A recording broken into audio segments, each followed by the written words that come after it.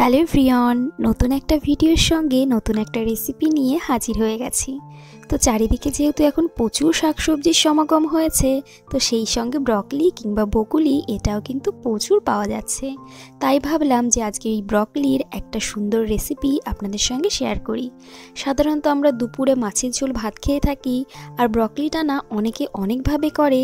তো আজকে আমি আপনাদের দেখাবো মাছ দিয়ে কেমন করে এই ব্রকলির একদম নর্মাল করে একটা ঝোল করতে পারেন।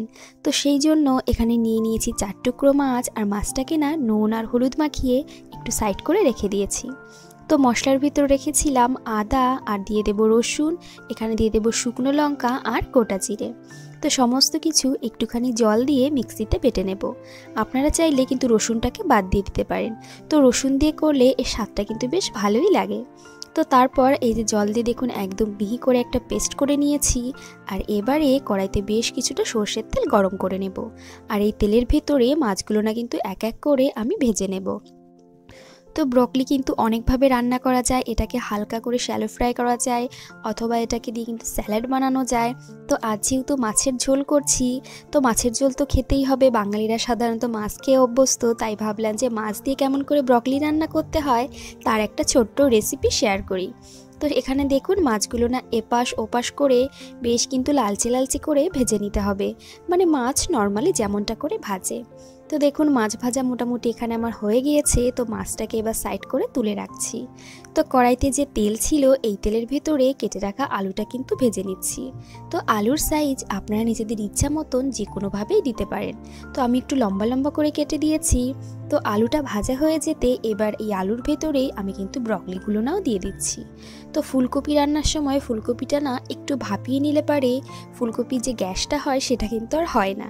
তো এখানে যেহেতু ব্রকলি রান্না করছি, ব্রকলি কিন্তু কোনো রকম ভাপানোর কোনোই দরকার নেই, জাস্ট এটা ভেজেই কিন্তু রান্না করা যায়।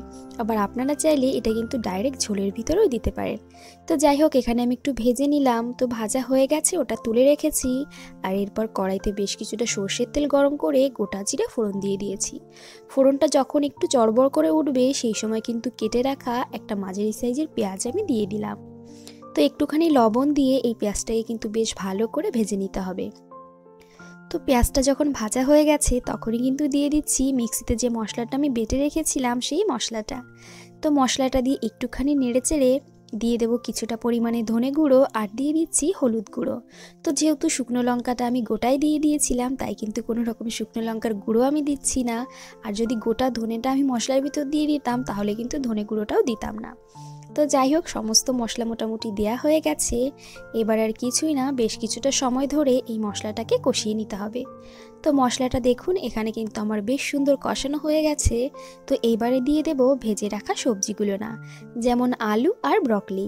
তো এবারে আলু আর ব্রকলির সঙ্গে এই মশলাটা কিন্তু বেশ সুন্দর করে মিশিয়ে নিতে হবে, যাতে করে প্রত্যেকটা আলু আর প্রত্যেকটা ব্রকলির গায়ে বেশ সুন্দর করে মশলাটা মেখে যায়। আর এটাকে না কিছুটা সময় ধরে একটু কষিয়ে নেব, যেমনটা করে ফুলকপির ঝোল রান্না করি অনেকটা সেই রকম করে। তো দিয়ে দিলাম একটা টমেটো।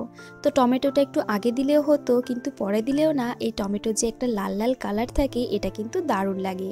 যেমন সাদা আলু, সবুজ ব্রকলি আর এর সঙ্গে লাল লাল টমেটো। তো দেখুন সমস্ত কিছু দিয়ে কিছুটা সময় একটু কষিয়ে নিয়েছি। আর এবারে দিয়ে দিচ্ছি গরম জল। তো তরকারিতে না সবসময় একটু গরম জল দিলেই কিন্তু তরকারির স্বাদটা অনেকটা ভালো হয়। তো সেই মতন দিয়ে দিলাম পরিমাণ মতন গরম জল। তো ঝোলটা অবশ্যই আপনার নিজেদের পছন্দ মতন বেশি অথবা কম কিন্তু দিতে পারেন। তো দেখুন ঝোলটা বেশ সুন্দর যখন ফুটে উঠবে তখনই কিন্তু ভেজে রাখা মাছগুলো না দিয়ে দিতে হবে। তো মাছ দিয়ে হালকা হাতে একটু নেড়ে দিলাম, আর তারপরে এবার ঢাকা দিয়ে কিছুটা সময় রান্না করে নেব, যাতে করে আলু আর ব্রকলি সব কিছু বেশ সুন্দর করে সিদ্ধ হয়ে যায়। তো দেখুন এখানে কিন্তু সমস্ত কিছু বেশ সুন্দর সিদ্ধ হয়ে এসছে। তো নামানোর আগে ওপর থেকে দিয়ে দিলাম কিছুটা পরিমাণে ধনেপাতা কুচি। তো আমার এখানে কিন্তু আলু আর ব্রকলির তরকারি অলমোস্ট হয়ে এসছে, জাস্ট একটুখানি নেড়ে চেড়ে তারপরে কিন্তু নামিয়ে নেব। তো এখানে আমি আর কোনো রকম গরম মশলার গুঁড়োটা দিচ্ছি না, কারণ এমনিতেই ব্রকলির একটা আলাদা ফ্লেভার আছে, সেটাই কিন্তু তরকারির ভিতরে বেশি ভালো লাগে। তো এখানে আমার আলু ব্রকলির তরকারি একদম রেডি হয়ে গেছে। আর এটা কিন্তু গরম গরম ভাতে খেতে দারুণ লাগে। তো আজকের দুপুরের মেনুতে আমাদের ছিল আলু ব্রকলি রুই মাছের ঝোল। তো রেসিপিটা কেমন লাগলো অবশ্যই কমেন্ট করে জানাবেন। ভালো লাগলে একটা লাইক করে দেবেন। নমস্কার।